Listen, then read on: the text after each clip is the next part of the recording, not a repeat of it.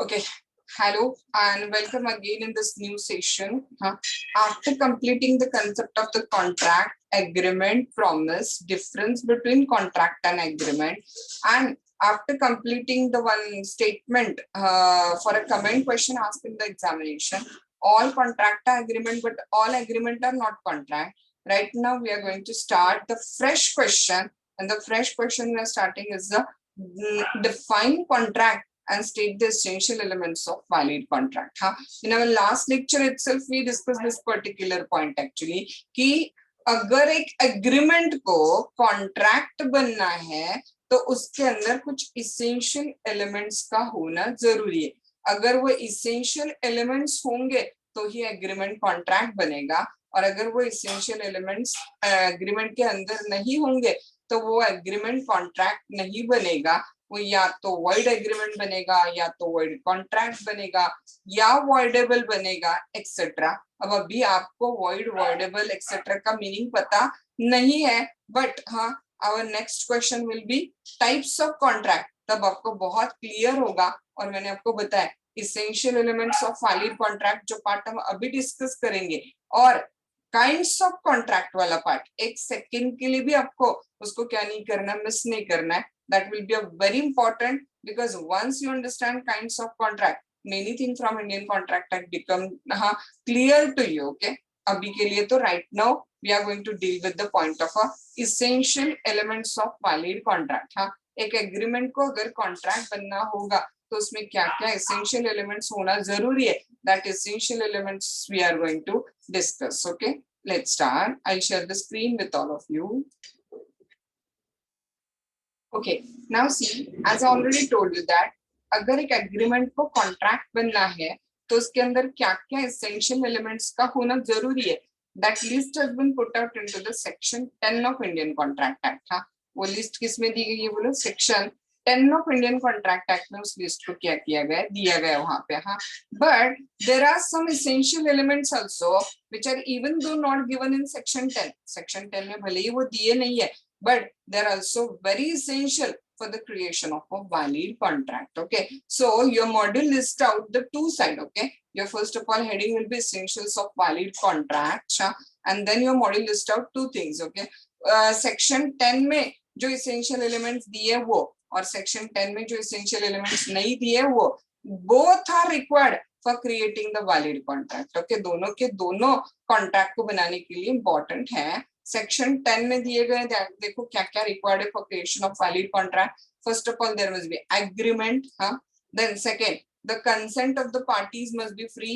Right now हम लोग just read कर रहे हैं, आगे हम लोग इसको बहुत डेप्थ में विद ऑल इलस्ट्रेशंस डिस्कस करने वाले हैं. हाँ, देन सेक्शन 10 में दिया गया और एसेंशियल एलिमेंट क्या है, देखो पार्टीज जो आपके कॉन्ट्रैक्ट के हैं वो कॉम्पिटेंट चाहिए, जैसे वो 18 कंप्लीटेड चाहिए, साउंड माइंड चाहिए. हाँ, आपका जो कंसिडरेशन और ऑब्जेक्ट है कॉन्ट्रैक्ट का वो लॉफुल होना चाहिए, और आपका जो एग्रीमेंट है वो expressly declared to be void वाले लिस्ट में से नहीं होना चाहिए.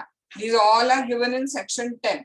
एंड जो एसेंशियल एलिमेंट सेक्शन 10 में नहीं दिए बट उनका भी एक एग्रीमेंट को कॉन्ट्रैक्ट बनने के लिए जरूरी है, वो क्या क्या आ जाता है देखो. There must be two parties. हाँ, your parties must have intention to create legal relationship. हाँ, then कुछ legal formalities अगर law prescribe करता है तो, हाँ, मुझे आपको एक पेन बेचना है तो किसी लीगल फॉर्मेलिटी की जरूरत नहीं है, बट मुझे आपको घर बेचना है तो मुझे रिटर्न एग्रीमेंट करना, रजिस्टर्ड एग्रीमेंट करना जरूरी है, क्योंकि ट्रांसफर ऑफ प्रॉपर्टी एक्ट में दिया है कि आपको लीगल फॉर्मेलिटीज कंप्लीट करने पड़ेंगे. हाँ, तो लीगल फॉर्मेलिटीज, आपके कॉन्ट्रैक्ट का मीनिंग क्लियर, स्पष्ट, सर्टन होना चाहिए, और आपका कॉन्ट्रैक्ट ऐसा होना चाहिए कि which is capable of being performed, possibility of performance. Okay, so section 10 में दिए गए essential elements of valid contract: agreement, free consent, competency of parties, lawful consideration, lawful object, and not expressly declared to be void. And section 10 में नहीं दिए गए essential elements of valid contract: two parties, intention to create legal relationship, fulfillment of legal obligation, certainty of a meaning, and possibility of performance. ऐसे total मिला के हमें 11 essential elements of a valid contract क्या करने, discuss करने. Now you may have a question in mind कि हमें इस पे क्या पूछा जाएगा. Option number 1, essential elements of valid contract explain करो. The question may be for 5 mark, question may be for 8 mark. हाँ, so this is first option कि जिस पे आपको क्वेश्चन आ सकता है. ऑप्शन नंबर 2, इसके अंदर जो एक्सप्लेनेशन है उस पे आपको केस स्टडी के लिए क्वेश्चन आ सकता है. हाँ, तो आपका हर पॉइंट को बहुत इन डेप्थ अंडरस्टैंड करके रखना है, क्योंकि उसके मटेरियल पे हमें इंडिविजुअली केस स्टडी क्वेश्चन भी क्या हो सकता है, पेपर में आ सकता है. Okay, let's start. देखो क्या गया अभी. Section 10 of Indian contract act क्या कहता है? All agreement a contract. अगर फ्री कंसेंट ऑफ पार्टीज है, पार्टी कॉम्पिटेंट टू कॉन्ट्रैक्ट है, लॉफुल कंसिडरेशन है, लॉफुल ऑब्जेक्ट है, और आपका contract expressly declare to be void नहीं है. हाँ, मैंने आपको ऑलरेडी बताया है ये सेक्शन 10 कंप्लीट है क्या? नहीं है. हाँ, एग्जॉस्टिव है क्या, मतलब फुलफिल्ड है क्या? नहीं है, क्योंकि सेक्शन 10 में नहीं दिए ऐसे भी 5 इसेंशियल अदर एलिमेंट्स है जिसको कंप्लीट करने के बाद ही वैलिड कॉन्ट्रैक्ट क्रिएट होता है. इसलिए be clear with the point. इसको अंडरलाइन करके रखो कि सेक्शन 10 तो पूरा अंडरलाइन करो ही करो, चार्ट को अंडरलाइन करो. हाँ, एंड साथ ही साथ ये भी लाइन मेंशन करके रखो कि section 10 is not complete and exhaustive, so there are certain other section which contain requirement for an agreement to be enforceable. Thus, in order to create a valid contract, one by one essential elements which are required, we are going to discuss. Okay. Now, what is the very first thing required for the creation of valid contract? See, two parties. Let me know. Can I myself make a contract with myself?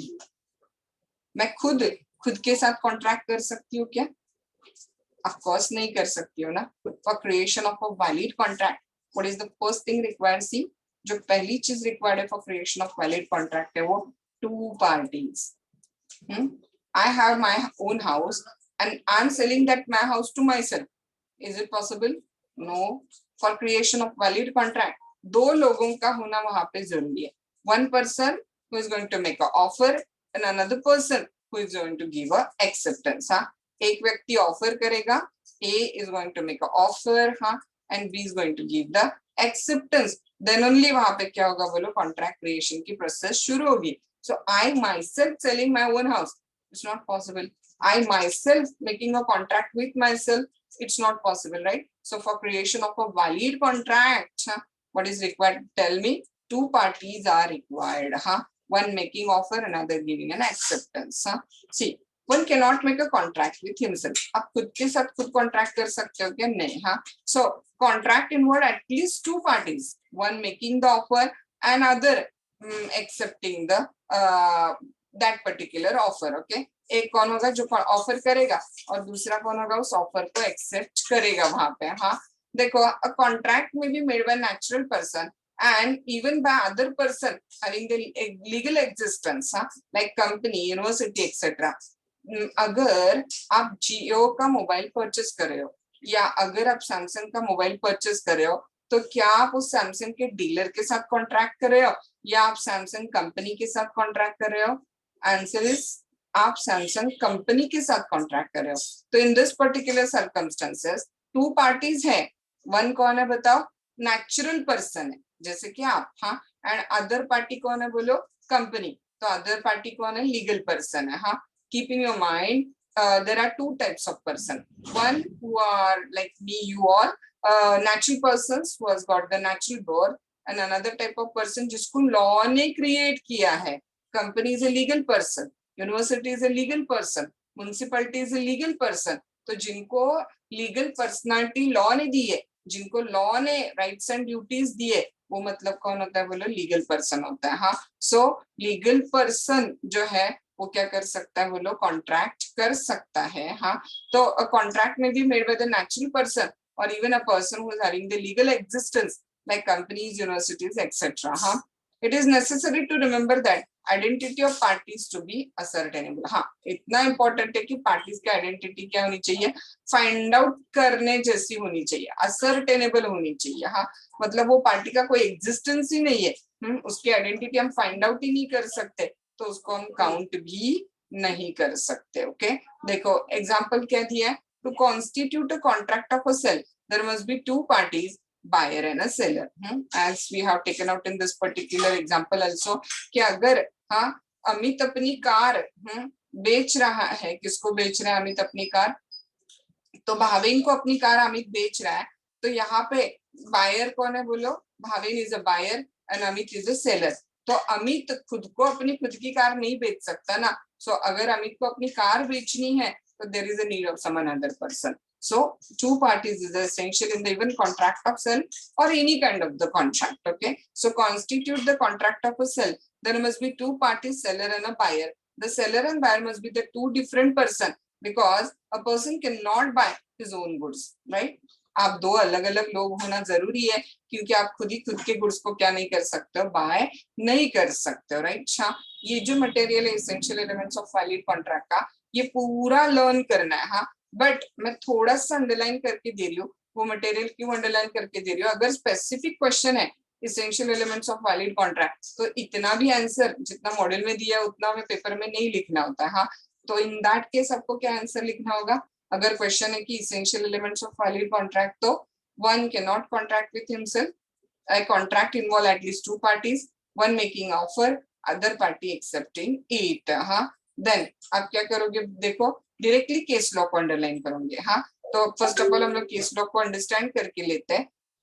Underline करके दिया हुआ material किस purpose के लिए ध्यान में गया आपको, essential elements of valid contract. अगर आपका पेपर का क्वेश्चन आता है प्लेन थ्योरेटिकल, तो उसके लिए मटेरियल मैं आपको अंडरलाइन करके दे रही हूँ वहां पे। हाँ, क्या अंडरलाइन किया, वन से लेकर एक्सेप्टिंग इट तक, देन एग्जांपल में आपको बस इतना ही डालना है। हाँ, the constitute contract of a sale, there must be two parties, seller and buyer, बस इतना ही आपको क्या करना है वहां पे एग्जांपल अंडरलाइन करना है। एंड देन डायरेक्टली हमें किस पे जाना है बोलो, केस लॉ पे जाना है। हाँ, आपके मॉड्यूल में अब आपको वेरी फर्स्ट केस स्टडी आ रहा है। हाँ, and the name of the first case study from the module underline करके रखना है आपको, what is the name of case, ये आपको क्वेश्चन में भी लिखना है और इस पे आपको इंडिविजुअल फैक्ट्स को थोड़ा सा चेंज करके नाम वाम डाल के अलग से यही केस भी आपको पेपर में देते हैं वहां पे कभी कभी। हाँ, state of Gujarat versus Ramanlal SN. Company. हाँ, देखो हम लोग क्या करते पता है, इसको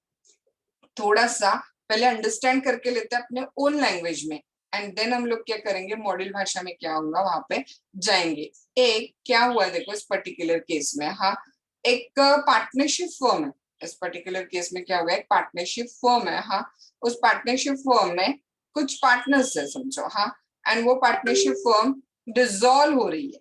पार्टनरशिप फर्म क्या हो रही है, डिसॉल्व हो रही है। तो आपको पता है डिसोल्यूशन पे असेट्स को क्या किया जाता है, फर्म के डिवाइड करके लिया जाता है ना।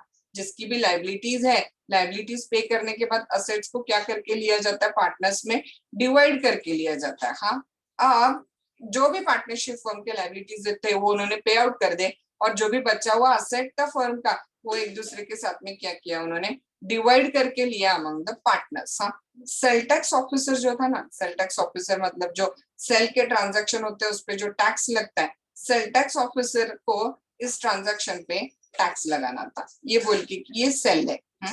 अब लॉ क्या कहता है बताओ, सेल के लिए क्या चाहिए, कम से कम दो पार्टी चाहिए। हाँ, अब पार्टनरशिप फर्म और पार्टनर्स एक दूसरे से अलग है क्या, वहां पे नहीं है। हाँ, अपनी ही तीनों की प्रॉपर्टी थी, बस वो तीनों की प्रॉपर्टी तीनों के साथ में नाम पे थी, उसको वो क्या करके ले रहे, डिवाइड करके ले रहे। तो क्या वो एक दूसरे को प्रॉपर्टी बेच रहे हैं क्या वहां पे, can we say that this is a sale, answer is no, this is not sale ना। उनकी अपनी प्रॉपर्टी थी, वो बस प्रॉपर्टी क्या करके ले रहे बोलो, डिस्ट्रीब्यूट करके ले रहे हैं, तो उसे हम सेल बोल सकते हैं क्या, नहीं। दो तीनों ओनर थे, बस तीनों का एक साथ नाम था, और अब उन्होंने क्या किया देखो, अपना अपना हिस्सा अलग करके लिया ना, अपनी ही प्रॉपर्टी अपने को ही उन्होंने क्या किया वहां पे दी है, बस डिवाइड करके लिए। तो can this be called as a sale, the answer is a no, and the court held in this particular case that the partner are a joint owner of that asset. पहले partner उस asset के क्या थे बोलो, joint owner थे, and therefore they can not be a both buyer and seller. मतलब इसमें से किसको, कौन से वाले पार्टनर को बायर बोलोगे ना, एंड कौन से वाले पार्टनर को सेलर बोलोगे, नहीं। तीनों ओनर थे और तीनों एक दूसरे को प्रॉपर्टी के क्या थे वहां पे, जॉइंट ओनरशिप में थे, बस अब वो जॉइंट ओनरशिप डिवाइड करके क्या ले रहे, वो इंडिविजुअल ओनरशिप करके ले रहे, that's it. So very first thing required for the creation of valid contract क्या बोलो, two parties are required for the creation of a valid contract. हाँ, one making an offer another giving an acceptance, only in that case contract का क्या हो सकता है, वहां पे creation हो सकता है. हाँ, now the second thing which is required for the creation of valid contract is that parties must intend to create a legal obligation. तो हमारा second जो point है, वो second point for creation of valid contract क्या बता, parties का intention to create legal relationship होना बहुत ज्यादा जरूरी है वहां पे. हाँ, see, I'll just give you first of all a common example. हाँ, and then we will went into the model. Okay, here you can see this particular image. हाँ, parties must have intention to create the legal relationship. हाँ, you can see the two people here. हम लोग क्या करते हैं, देखो इस example को ना थोड़ा सा एग्जाम्पल फॉर्म में देखते हैं. हाँ, we'll just take out one example. One Mr. again A and B will take out. Okay, one Mr. Amit have a birthday party at his home. हाँ, अमित के घर पे क्या बोलो बर्थडे पार्टी है. हाँ, Amit now calling his friend Bhavin for the birthday party. Amit क्या कर रहा है, अपने फ्रेंड भाविन को बर्थडे पार्टी के लिए कॉल कर रहा है. हाँ, हे Bhavin, today is my birthday, will you come for my birthday party offer? Bhavan said yes, I'll definitely come. Amit, that is giving an acceptance. तो यहाँ पे क्या हो गया बोलो, एग्रीमेंट क्या हो गया, यहाँ पे क्रिएट हो गया. हाँ, एग्रीमेंट यहाँ पे क्रिएट हो गया. बट यहाँ पे इन लोगों का, अमित और भाविन का कोई intention to create legal relationship नहीं है. हाँ, इन दोनों का कोई intention to create legal relationship यहाँ पे नहीं है. It's just a social agreement. ये दोनों जो बना रहे हैं वो बस क्या बना रहे हैं बोलो, यहाँ पे एक सोशल एग्रीमेंट बना रहे हैं. हाँ, on the other side again, हाँ, will just take the same name, one mister Amit, हाँ, एंड वन केटरर भाविन. एक भाविन केटर्स नाम की का क्या है, केटरर है. हाँ, और इस अमित के घर पे सेम अगेन बर्थडे पार्टी है.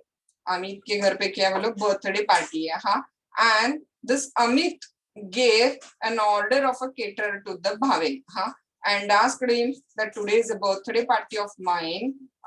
Would you like to accept the order for 100 people's dinner? Offer was made by Amit to the Bhavin. Bhavin said yes, okay, I'm accepting this particular offer and I will provide the food for 100 people which are going to attend your birthday party. हाँ, तो भाविन ने क्या दिया बोलो, यहाँ पे acceptance दे दिया.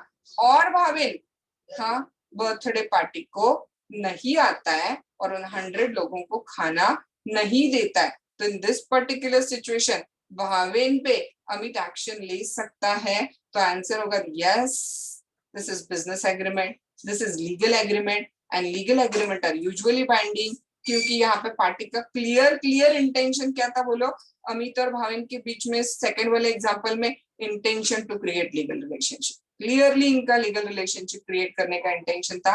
तो ये कॉन्ट्रैक्ट है, लेकिन ये कॉन्ट्रैक्ट नहीं है क्योंकि इसमें intention to create legal relationship नहीं है. It's just a social agreement, this is a legal agreement. Okay, so do you understand this particular thing? Will go into the module now. हाँ, parties must intend to create a legal obligation.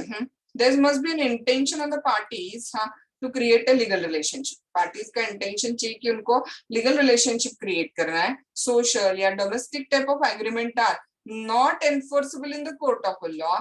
Hence they did not result into the contract. जो social agreements है, domestic agreement है, हाँ, वो court में enforceable नहीं है. तो क्यों? क्योंकि उसमें intention to create legal relationship नहीं है. So therefore they are not considered as a contract. हाँ, आपको second case compulsory बहुत important case याद रखना है, that is Balfour versus Balfour. On this particular point, intention to create legal relationship, there is one famous case called as a Balfour versus Balfour. Now you may have a question in mind, दोनों के नाम same कैसे है? क्योंकि इस पे husband पे wife ने सूट फाइल किया हुआ है कोर्ट में, तो ऑफ कोर्स दोनों का सरनेम सेम है. तो that name of case is a Balfour versus Balfour. हाँ, now see what happened in this particular case. मैंने आपको एक बार इस केस के फैक्ट्स डिटेल में भी बताया था, आपको याद होगा. तो हाँ, what happened in this case, husband and wife of this particular case actually went for some picnic etc. to the Sri Lanka. Sri Lanka को एक बार गए हुए थे. हाँ, from England they were belonging and they went to the Sri Lanka. हाँ, and किसी वजह से after they went to the Sri Lanka, वहाँ पे क्या हो गया बोलो, वो जो वाइफ थी उसकी तबीयत क्या हो गई, खराब हो गई, वाइफ की क्या हो गई वहां पे तबीयत खराब हो गई और वाइफ को वहीं पे रुकना पड़ा। तो वो जो हस्बैंड था, उस हस्बैंड ने वाइफ को प्रॉमिस किया that he will give certain amount of a maintenance to the wife, and किसी वजह से वो अमाउंट उसको नहीं दे पाया।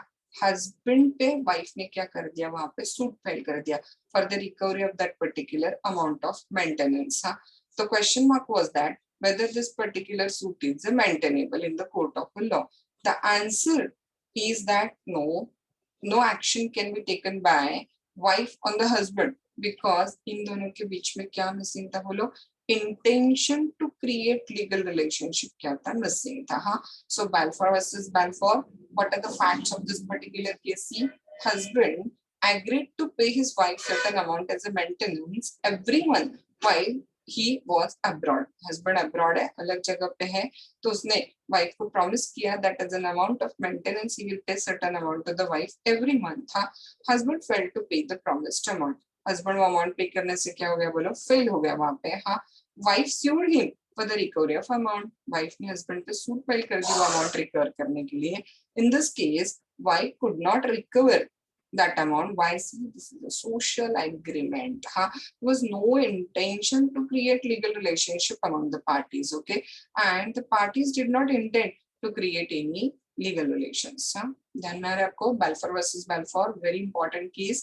उसको थोड़ा सा अलग अदल बदल के, पार्टीज के नाम चेंज करके, स्टोरी ऐड करके आपको एज इट इज भी केस स्टडी के लिए पेपर में दिया जा सकता है। हाँ, देखो एग्जांपल नंबर नेक्स्ट एग्जांपल में क्या दिया है, देखो, लेखपाल promises to pay ₹5 lakh to his son if son passes the CA exam. क्या हो गया, लेखपाल ने अपने सन को प्रॉमिस किया कि भाई देखो बेटे, आप सीए पास हो जाते हो तो मैं आपको 5 लाख रुपए दे दूंगा। हाँ, on passing the exam son claim the money. Again, क्या अगर वो फादर पैसे देने से मना करते हैं तो सन कोर्ट में जाके सूट फाइल कर सकता है? Answer will be no, because it is just a social agreement. Parties was not having any kind of the intention to create the legal relationship. Here the son could not recover as it was a social agreement. Then next example क्या दिया, देखो, A sold goods to the B on a condition that he must pay for the amount of a goods within 30 days. ए ने B को goods बेचे और उसको condition डाली कि आपको अगले 30 दिन के अंदर अंदर इसके पैसे देने।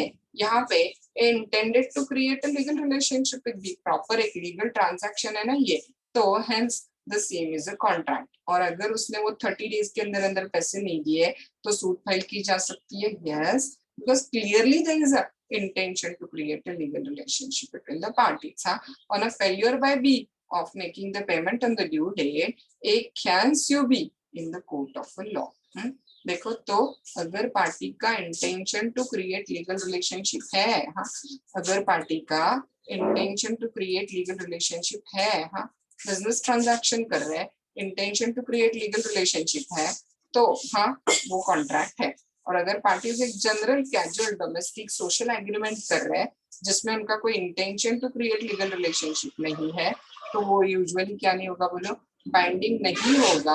और इसके लिए हमें कंपल्सरी याद रखना है, वो सेकंड केस है Balfour वर्सेस Balfour का केस हमें क्या करना है, याद रखना है। आया ध्यान में आप सबको? हाँ, देन नेक्स्ट थर्ड पॉइंट क्या आ रहा है, देखो वहां पे other formalities to be complied with in a certain cases. हाँ, देखो अभी मुझे आपको एक सिंपल कीबोर्ड बेचना है, इसके लिए किसी लीगल फॉर्मेलिटी की जरूरत है क्या? नहीं।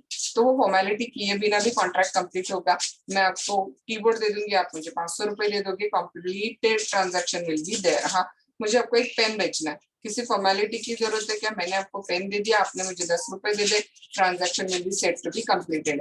बट मुझे आपको कार बेचनी है, तो आपको पता है आरसी बुक ट्रांसफर होना जरूरी होता है, कंपलसरी। हाँ, तो वो कुछ फॉर्मेलिटीज जो होते हैं, ट्रांसफर सर्टिफिकेट एक्सेट्रा, वो कंप्लीट किए बिना कार वाला ट्रांजैक्शन कंप्लीट हो सकता है क्या? नहीं।